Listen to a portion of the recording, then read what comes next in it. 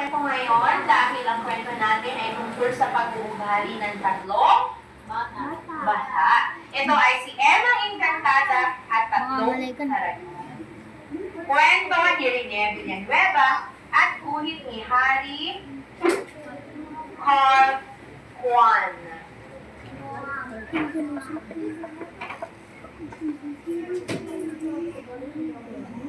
Si Emma Encantada. Siya si Emma Encantada. Siya ay may pambihirang galing. Maganda ang kanyang bakuran. Maraming prutas at gulay. Maraming ibon, hayop, at malinis ang hangin at tubig. Ito naman ang tatlong haragan. Ito, si Pat. Si Pat Kalat. Ang hari ng basura, kalat dito, tapon doon.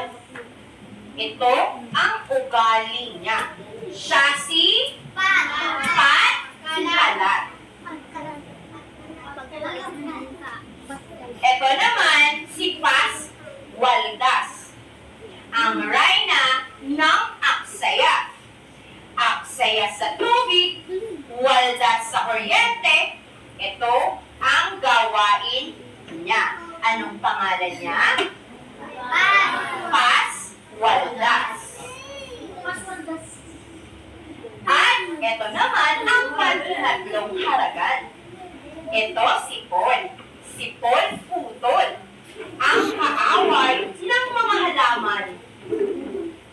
Putol dito, putol doon. Ito ang libangan niya. Sino po ito? Putol! Ang mga salbahe. Wala na kayong ginawang mabuti.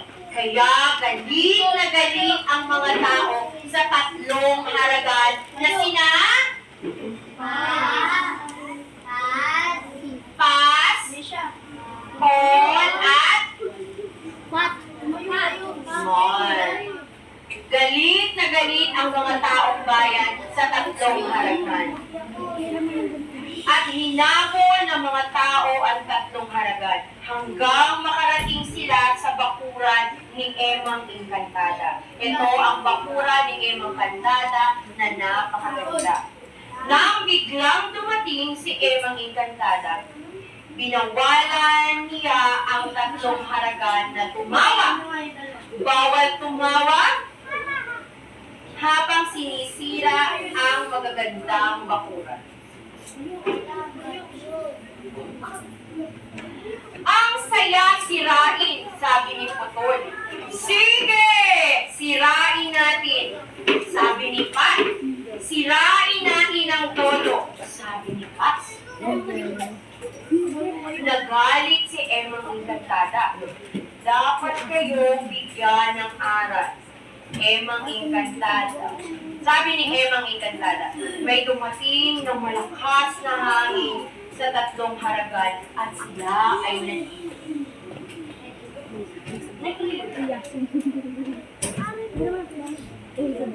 Napunta si Paul sa isang lugar na puro hangin, walang halaman at sa paligid ay mainit ang sikat ng araw. Ang lugar ay isang parang disyerto.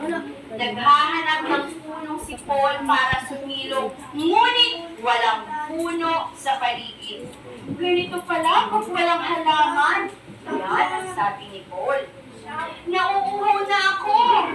Sambit ni Paul. Wala siyang makitang tubig. Uhaw na si Paul. Ganito pala kapag walang puno at kapag walang tubig. Gusto ko ng puno! Gusto ko ng tubig! Maawa ka na, Emang Encantada! Nagmamakaawa si Paul para makaalis sa lugar kung nasaan siya. Napunta naman si Pat sa tambakan ng mga basura. Mabaho at marumi sa tambakan ng mga basura. Maraming langaw at itis at daga. Malalaki Malaki ang langaw, ipis at daga. Hinabol si Pat ng maraming langaw, ipis at daga. Takot na takot ang batang si Pat. Ganito pala ang masyadong marami, sabi ni Pat. Ayoko na dito. Ang daming daga. Ayokong magkasakit. Iligtas mo ako, mga engkantada. Sigaw na sumasaklolo si Pat. Ano kaya sa tingin nyo ang nangyayari naman kay Pat? Kung si Paul ay napunta sa disyerto at si Pat ay Hindi napunta namatay. sa tampak ng basurahan. Sa tingin nyo, si Pat saan napunta? Okay, tingnan natin na napunta si Pat sa isang madilim na syudad. Puro usok sa syudad, payat ang mga tao dahil walang makain at walang mainom. Naghahanap ng ilaw si Paz.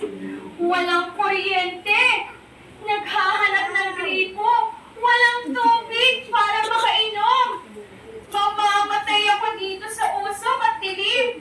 Mamamatay ako sa pagkauhaw. Walang ilaw. Walang tubig. Maawa kayo, Emang Engkantada.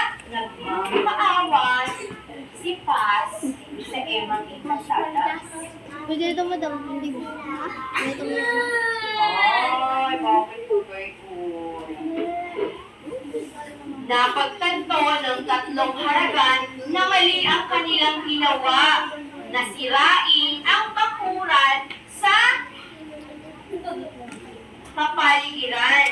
Kaya naman, nagsisi ang tatlong haragan na sina Paz, Paul at Pat.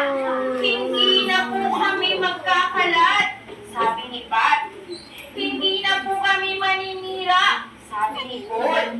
Hindi na po kami mag-aaksaya, sabi naman ni Paz.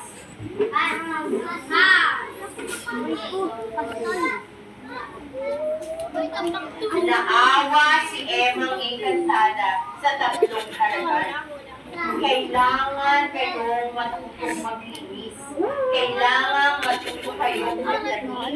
Kailangan matuto kayong mag-ibig. Yan ang sabi ni Emang Engkantada sa tatlong haragan bago nila sila patawarin.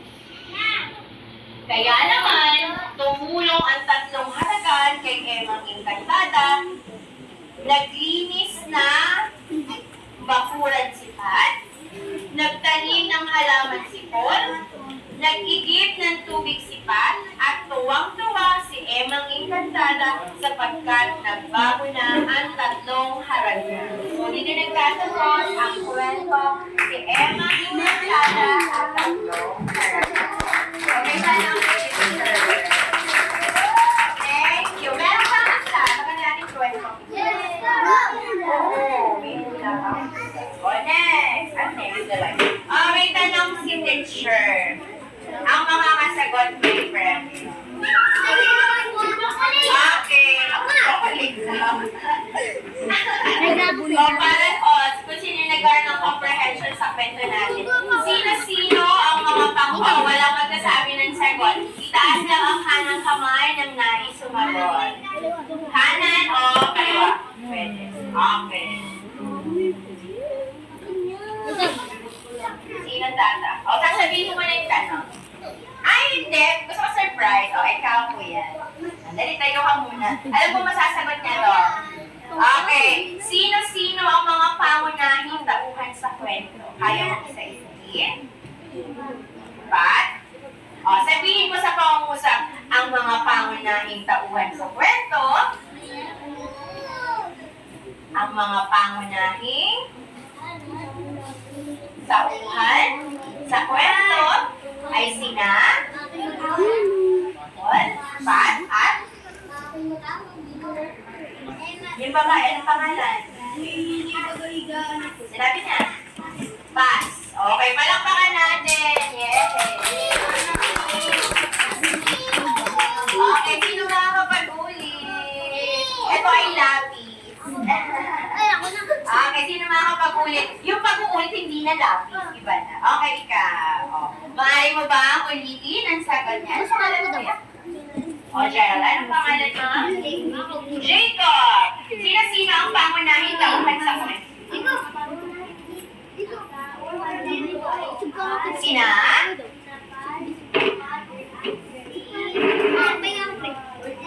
Very good. O, palakpakan natin si Jacob. O, Jacob.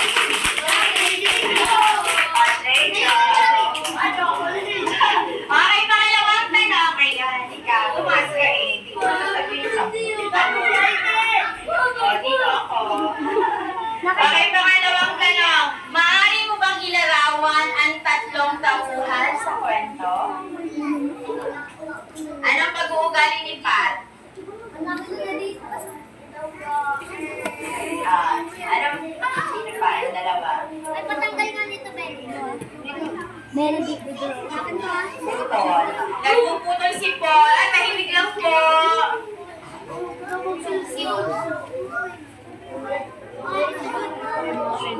Okay, very good. Palakpakan natin si Rian. O, sino makakapag-ulit? Ay, o, baba lang po ako mamaya. Okay lang po. Okay lang. O, yung mga kapag-ulit. Sino po? Okay, ate. Lisa. O, Lisa. O, maaari mo bang ulitin ang sagot ni Rian? Ano? Maaari mo bang ilarawan ang mga tauhan sa kwento? Yung tatlo, sinabi na kanina. Tatlo sila. Si Paz, si Paul, at si... Oh, yung tatlo. Si Pat, si Paul, at si Paz. Ayaw mo ilarawan? Ulitin mo kanina. Si Pat ay... Anong ugali ni Pat? Yan! Si Pat daw ay nagpuputol. Ang ugali ni Paz.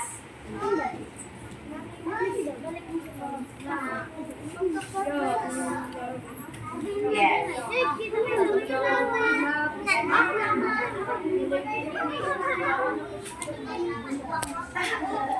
Okay, sino mga katulong kay Lisa? Okay, kate. Opo, tutulungan ka niya. Maaari mo bang ulitin ang sagot ni Rian? Paano mo mailalarawan ang tatlong haragan sa kwento? Anong kanilang pag-uugali? Nag-aaksaya si Paz.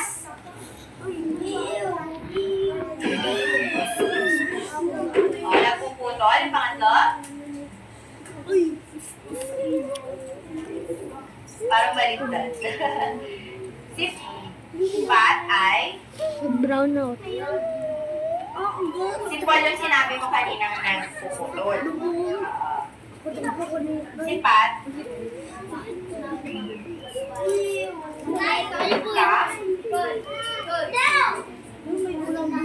Yan, very good. Ay, thank you. Wait lang, sorry.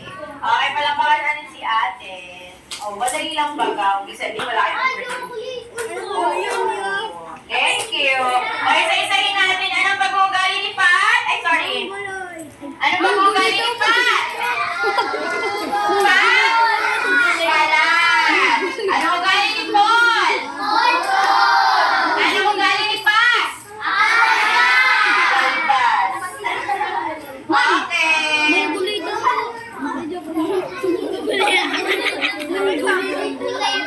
O, para sa pangatlong tanong, tama bang tawagin na ang tatlo ay isang haragan?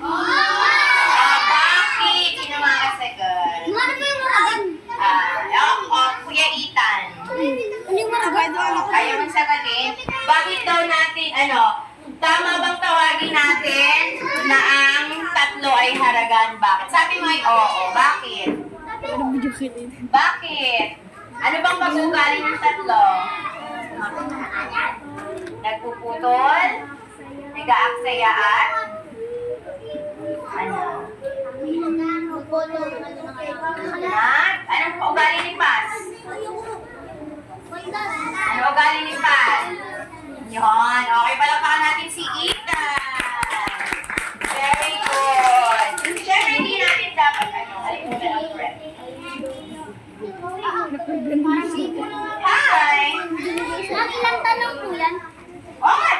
mo nang sagutin. Okay, yung sasagot lang. Okay, makinig ako din. Ano ang ibig sabihin ng haragan? Ang laking word sa'yo kanina? Perwisyo. Okay. So, para sa ating huling katanungan. Sino ang dapat nating tularan? Ang tatlong mamaya, sit down po muna. Ang tatlong haragan na bata sa simula ng kwento o ang tatlo sa katapusan ng kwento? At bakit? O, ikaw. Tawa lang, tanong sa ginawa siya. O, ano? O, ulitin natin yung tanong, ha? Sino ang dapat tularan? Ang tatlong haragan sa bata sa simula sa kwento o ang tatlo sa katapusan ng kwento? Gulong ko sa mga bago yan mo. Sige, babalikan kita, ha? O, ikaw, yan. Siyan. O, ulitin ko yung tanong. Sino ang dapat nating tularan? Ang tatlong haragan bata sa unang kwento o sa simula ng kwento o ang tatlo sa katapusan ng kwento at bakit?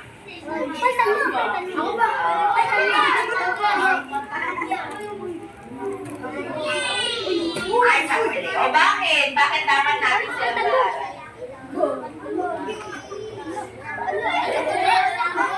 Nasayin ang ballpen. Nasayin ang ballpen. Lapis yan pang sketch.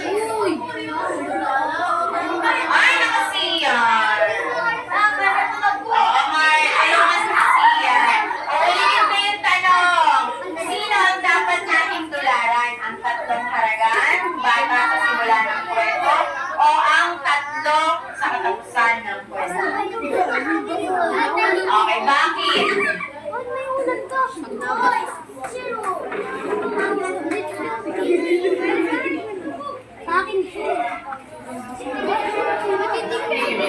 Ay, very good, very well said. Palakpakan natin si Heart.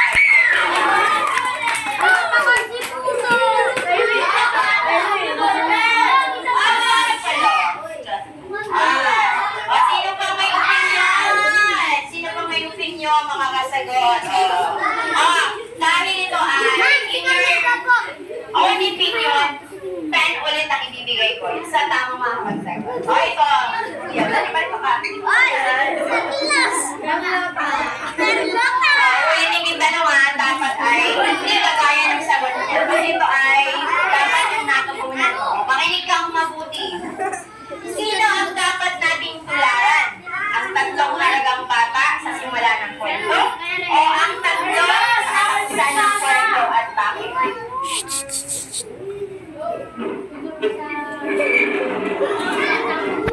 O sige, bakit? Bakit sila?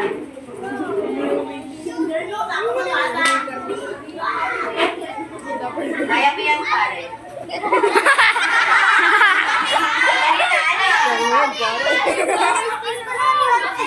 Sige, bigyan natin pagkakataon ng kuya. Kaya mo yan.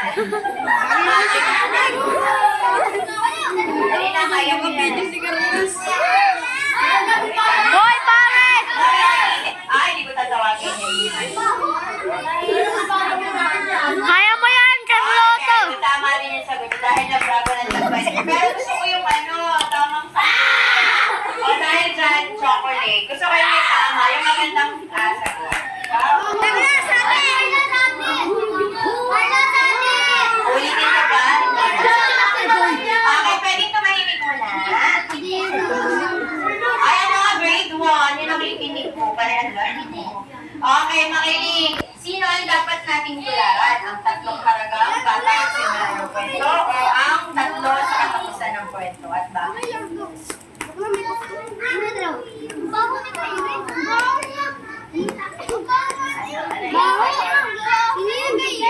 Sino daw po ang dapat nating tularan? Baho ni kayo, Rick! Dali ko. Sino makakatulong?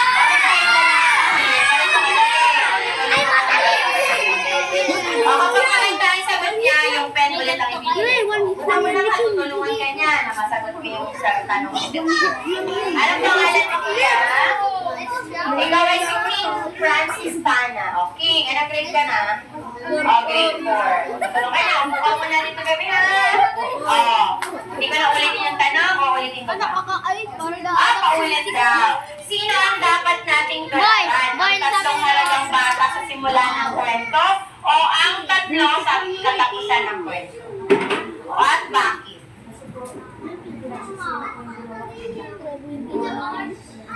Oh, very good!